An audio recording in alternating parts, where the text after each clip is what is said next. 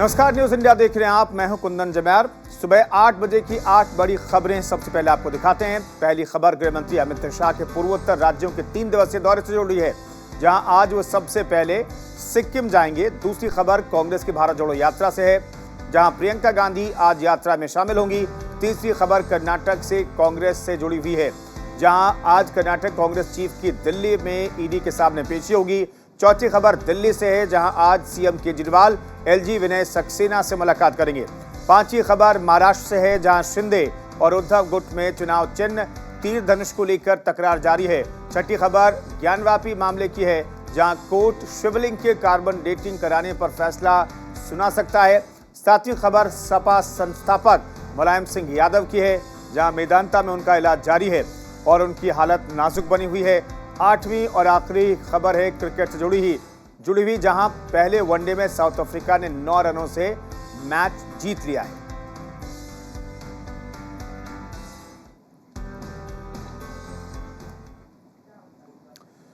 गृहमंत्री अमित शाह आज से नॉर्थ ईस्ट राज्यों के 3 दिवसीय दौरे पर रहेंगे, जहां अमित शाह सबसे पहले सिक्किम का दौरा करेंगे। यहां गृहमंत्री डेरी कॉन्फ्रेंस में हिस्सा लेंगे, साथ ही बीजेपी के कोर ग्रुप की बैठक में शामिल होंगे। वहीं 8 अक्टूबर को असम का दौरा करेंगे, जहां गुवाहाटी में बीजेपी के नए दफ्तर का उद्घाटन बीजेपी अध्यक्ष जेपी नड्डा करेंगे। इसके बाद गृहमंत्री अमित शाह आधिकारिक कार्यक्रमों में हिस्सा लेंगे। वहीं अमित शाह पूर्वोत्तर राज्यों के डीजीपी के साथ सुरक्षा व्यवस्था को लेकर भी एक बैठक करेंगे। इस दौरान जब्त किए गए नशीले पदार्थों को भी नष्ट किया जाएगा। 9 अक्टूबर को अमित शाह असम में मां कामाख्या मंदिर के दर्शन करेंगे और पूर्वोत्तर परिषद की बैठक की अध्यक्षता करेंगे, जिसमें पूर्वोत्तर राज्यों के सभी मुख्यमंत्री हिस्सा लेंगे।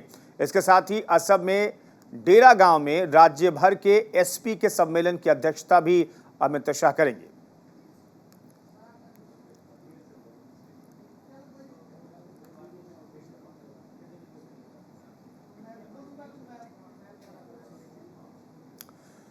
तो बात दूसरी बड़ी खबर की।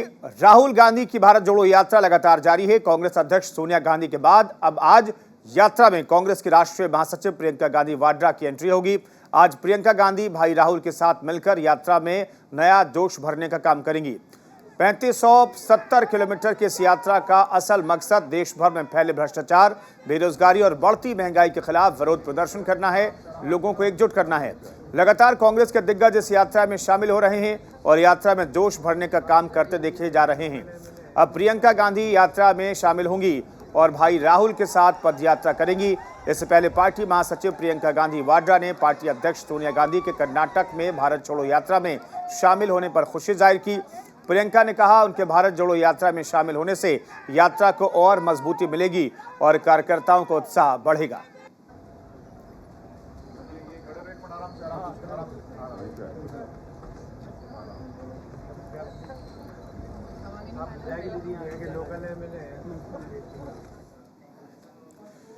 इधर ईडी ने कर्नाटक कांग्रेस के चीफ डीके शिव कुमार और उनके भाई को समन जारी किया है। डीके शिव कुमार के भाई डीके सुरेश सांसद हैं। दोनों भाइयों को यंग इंडिया प्राइवेट लिमिटेड में आर्थिक योगदान के लिए प्रवर्तन निदेशालय की तरफ से यह समन जारी किया गया है। डीके शिव कुमार ने पेश होने के लिए ईडी से वक्त मांगा था, लेकिन ईडी ने इसे ठुकरा दिया और 7 अक्टूबर यानी आज दिल्ली के हेडक्वार्टर में पेश होने का आदेश दिया है। वहीं कर्नाटक कांग्रेस चीफ ने बीजेपी पर हमला करते हुए कहा कि भारत जोड़ो यात्रा में मिल रहे लोगों के बड़े समर्थन से बीजेपी घबराई हुई है, जिस वजह से ईडी का इस्तेमाल कर वो पार्टी के नेताओं को समन भिजवा रही है। बता दें, कर्नाटक कांग्रेस चीफ को नेशनल हेराल्ड मामले से जुड़े मनी लॉन्ड्रिंग केस में उन्हें और उनके सांसद भाई डीके सुरेश को नेशनल हेराल्ड में आर्थिक मदद देने का आरोप लगाते हुए समन जारी किया गया है।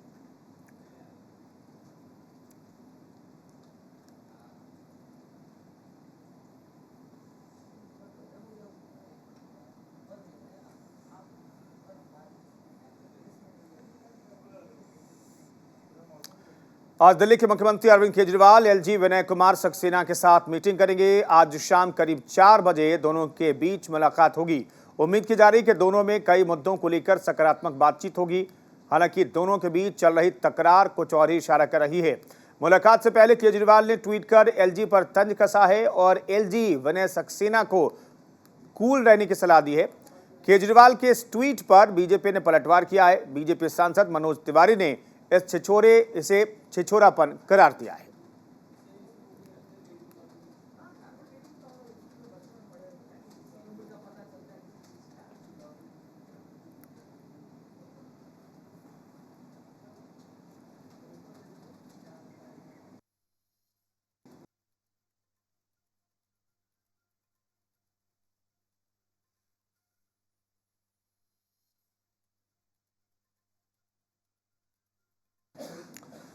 महाराष्ट्र में सियासी संकट के बाद अब सियासी वर्चस्व की लड़ाई ने जोर पकड़ लिया है। जहां उद्धव और शिंदे गुट में पहले कुर्सी, असली और नकली शिव सैनिकों को लेकर रार छिड़ी हुई है, तो वहीं अब दोनों गुटों में पार्टी के चुनाव चिन्ह को लेकर तकरार है।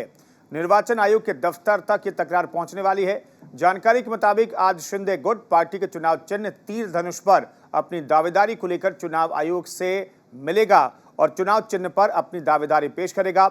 महाराष्ट्र की अंधेरी पूर्व की एक विधानसभा सीट पर उपचुनाव होना है, जिसे लेकर शिंदे गुट अपनी तैयारियों में जुटा हुआ है और उसी तैयारी का एक हिस्सा भी इस दावेदारी को माना जा सकता है।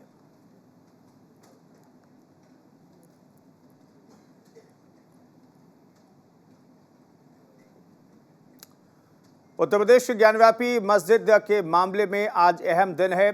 आज इस पूरे मामले पर कार्बन डेटिंग को लेकर के कोर्ट का फैसला सामने आ सकता है। ज्ञानव्यापी और श्रृंगार गौरी मामले में आज जिला अदालत एक अहम फैसला सुना सकती है।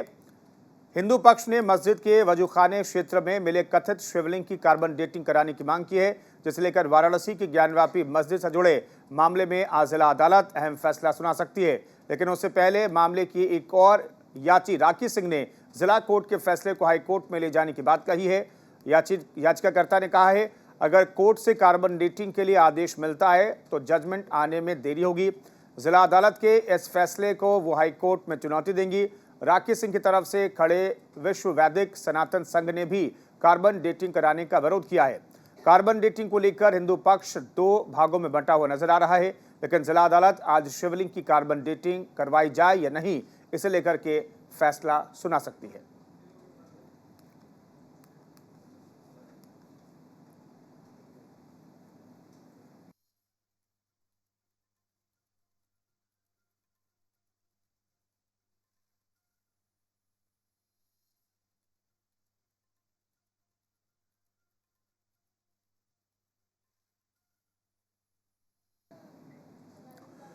और बात मुलायम सिंह यादव की। उत्तर प्रदेश के पूर्व मुख्यमंत्री और समाजवादी पार्टी के संस्थापक मुलायम सिंह यादव की हालत अभी भी नाजुक बनी हुई है। मुलायम सिंह का इलाज गुरुग्राम स्थित मेदांता अस्पताल में चल रहा है। उन्हें आईसीयू वार्ड में भर्ती किया गया है, जहां वो अभी भी जीवन रक्षक दवाओं पर हैं। वहीं नेताजी के बड़े बेटे और सपा मुखिया अखिलेश यादव उनके तबीयत की पल पल की जानकारी रखे हुए हैं।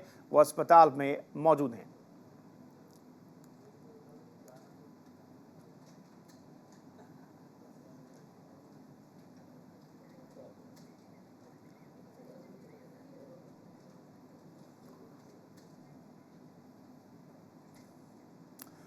और अब क्रिकेट से जुड़ी हुई खबर। दक्षिण अफ्रीका ने लखनऊ के इकाना स्टेडियम में खेले गए पहले वनडे में भारत को 9 रन से हरा दिया। बारिश की वजह से देर से शुरू हुए मैच को 40-40 ओवरों का किया गया। टॉस जीतकर भारतीय कप्तान शिखर धवन ने पहले गेंदबाजी का फैसला लिया। अफ्रीकी टीम को शुरुआती झटके देने के बावजूद टीम इंडिया उन्हें कम स्कोर पर नहीं रोक पाई। दक्षिण अफ्रीका ने पहले बल्लेबाजी करते हुए 40 ओवर में 4 विकेट खोकर 249 रन बनाए। डेविड मिलर 63 गेंदों में 75 रन और हेनरिक क्लासेन 65 गेंदों में 74 रन बनाकर नाबाद रहे। जवाब में टीम इंडिया 40 ओवर में 8 विकेट गंवाकर 240 रन ही बना सकी। संजू सैमसन ने 63 गेंदों में सबसे ज्यादा 86 रन बनाए, लेकिन टीम इंडिया को जिता नहीं पाए।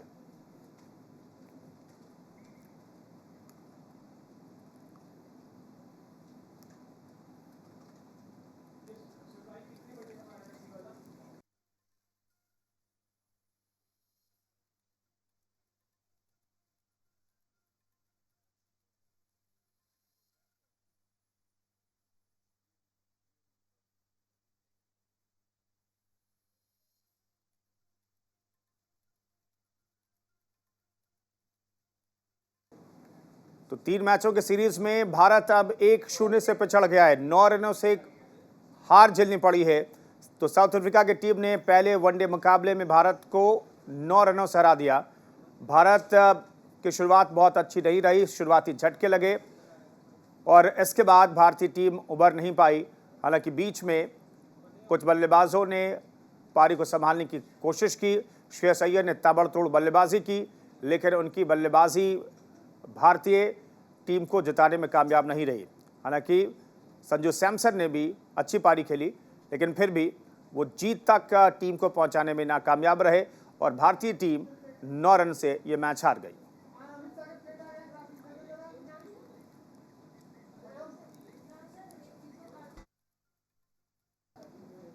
और अब कुछ दूसरी खबरें आपको दिखाते हैं। उत्तराखंड में कई इलाकों में भारी बारिश का अलर्ट जारी किया गया है। कई जिलों में 24 घंटे में बारिश का ऑरेंज अलर्ट जारी किया गया है।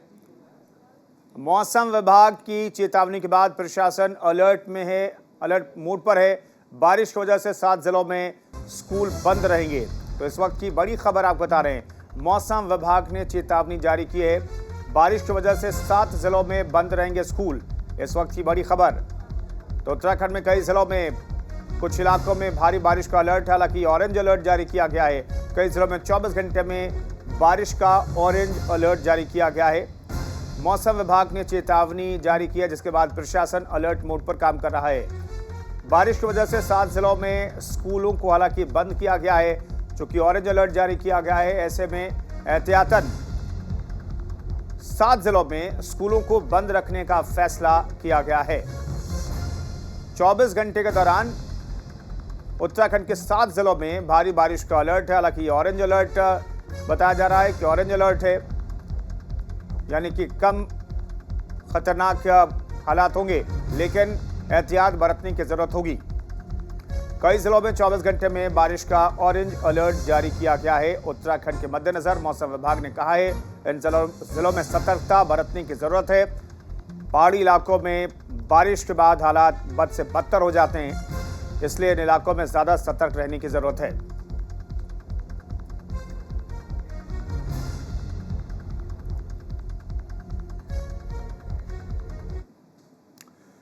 रोहतक में नगरपालिका, नगर निगम और नगर परिषद के सफाई कर्मचारी मांगे न माने जाने के विरोध में सरकार से नाराज हैं। उनका कहना है कि सरकार वाल्मीकि जयंती मनाने जा रही है, लेकिन जयंती मनाने से सफाई कर्मचारियों का भला नहीं हो सकता। इसलिए प्रदेश के सफाई कर्मचारियों की मांगों को पूरा करें, नहीं तो 11 और 12 अक्टूबर को भूख हड़ताल होगी और 19 और 20 अक्टूबर को पूरे प्रदेश के सफाई कर्मचारी हड़ताल पर चले जाएंगे।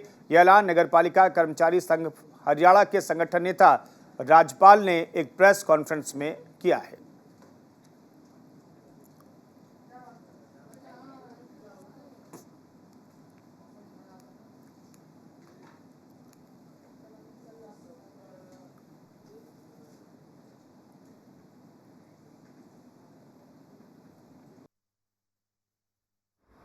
आज हमारे 22 जिले के अंदर ये जो प्रेस वार्ता की गई है, जिसमें हरियाणा के ज्ञात में हुआ, हरियाणा सरकार जो 9 तारीख की वाल्मीकि जयंती है, उससे 2 दिन पहले 7 अक्टूबर को गोहाना के अंदर वाल्मीकि जयंती समारोह करने जा रही है। हम इस बीजेपी सरकार से कहना चाहते हैं, ये वाल्मीकि समाज की जो जयंती जो आप करने जा रहे हो, इसको जाने से या वाल्मीकि जयंती मनाने से इस वाल्मीकि समाज का भला नहीं होगा। हम सरकार से क्या मांग रहे हैं? सरकार से वही मांग रहे हैं कि कच्चे कर्मचारी का पक्का किया जाए। सरकार इतना पक्का नहीं करती, समान काम समान वेतन लागू किया जाए। दिल्ली महिला आयोग की अध्यक्ष स्वाति मालीवाल ने स्कूल परिसर में 11 साल की एक छात्रा के साथ कथित सामूहिक बलात्कार के मामले में दिल्ली पुलिस और केंद्रीय विद्यालय स्कूल के प्रिंसिपल को नोटिस जारी कर मामले में की गई कार्रवाई की रिपोर्ट मांगी है।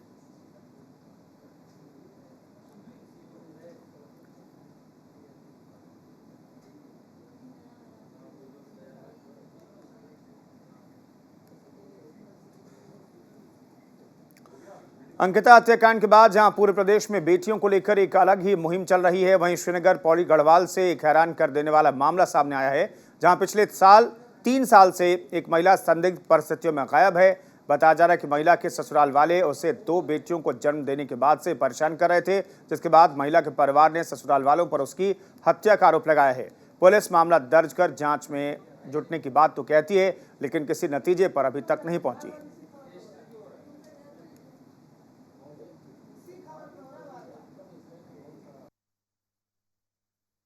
जो पहले भी उन्होंने एक बार यहाँ पे इंफॉर्मेशन हुई है, तो उस बेस पे एक एसपी से रिपोर्ट मांगे गए। उस रिपोर्ट में यह है कि पूरा जो मिसिंग पर्सनस का जो प्रोटोकॉल होता है तो वो पूरा कर लिया है, तो तब भी वो मिल नहीं पाई करके उन्होंने कोर्ट में फाइनल रिपोर्ट भी गई हुई बता रहे हैं। तो अब दोबारा इन्होंने कंप्लेन कर रहे हैं, तो इनका ये था कि दोबारा इसको CBCID पे भेज दिया जाए। तब उस पर हम शासन को इस मुद्दे पे कि एक रिक्वेस्ट भेजेंगे कि इसको CBCID पे इसको जांच के लिए कर दिया जाए। भारत और साउथ अफ्रीका के बीच 3 मैचों की वनडे सीरीज का दूसरा मुकाबला 9 अक्टूबर को पूर्व भारतीय कप्तान महेंद्र सिंह धोनी के शहर रांची में होगा। Match Jharkhand cricket association international stadium complex में खेला जाएगा, जिसके टिकट की बिक्री शुरू हो गई है। धोनी के होम ग्राउंड में यह मैच देखने के लिए क्रिकेट प्रेमियों में खासा उत्साह देखा जा रहा है। वहीं झारखंड क्रिकेट एसोसिएशन ने मुकाबले के लिए पूरी तैयारी कर ली है। एसोसिएशन के अध्यक्ष संजय साय ने बताया कि क्रिकेट मैच के लिए 3 अलग-अलग पिच बनाई गई है और BCCI के अधिकारियों को हैंडओवर कर दिया गया है। भारत और साउथ अफ्रीका की टीम 7 अक्टूबर को रांची आएगी और अगले दिन प्रैक्टिस भी करेगी।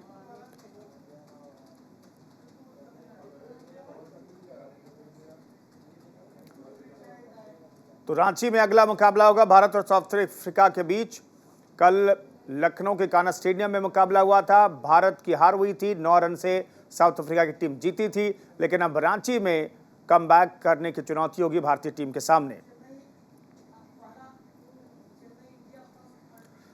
तमिलनाडु के तिरुपुर के एक निजी अनाथालय में फूड पॉइजनिंग के चलते 3 लड़कों की मौत हो गई, जबकि 11 अन्य सरकारी अस्पताल में जिंदगी और मौत के बीच झूल रहे हैं। अधिकारियों के मुताबिक अनाथालय में रह रहे लड़कों ने बुधवार को रसम और लड्डू खाए थे। रात के खाने के बाद कुछ को उल्टी और दस्त होने लगे।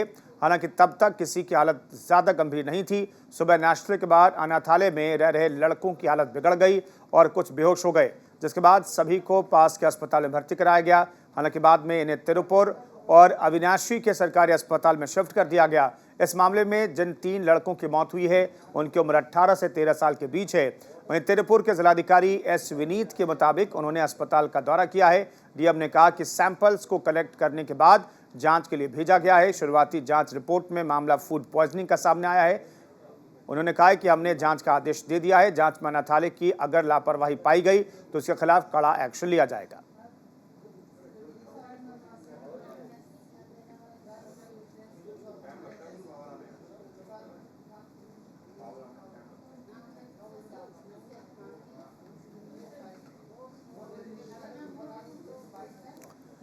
इधर केरल के कोट्टायम में AR कैंप के सिविल पुलिस अधिकारी को निलंबित कर दिया गया है। बताया जा रहा है कि उनसे कांजिरापल्ली के एक दुकान से करीब 10 किलो आम चोरी का आरोप है।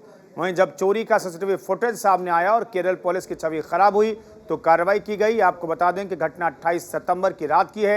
आरोपी रात को ड्यूटी पर लौट रहा था। इसी दौरान उसने चोरी की वारदात को अंजाम दिया।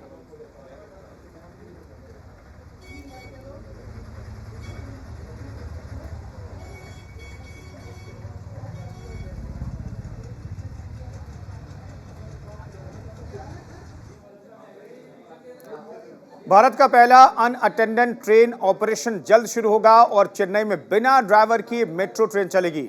इसे लेकर पूरे शहर में मेट्रो रेल फेज 2 परियोजना का काम तेजी से चल रहा है, जिसके पूरा होते ही पूरे चेन्नई में मेट्रो कनेक्टिविटी हो जाएगी।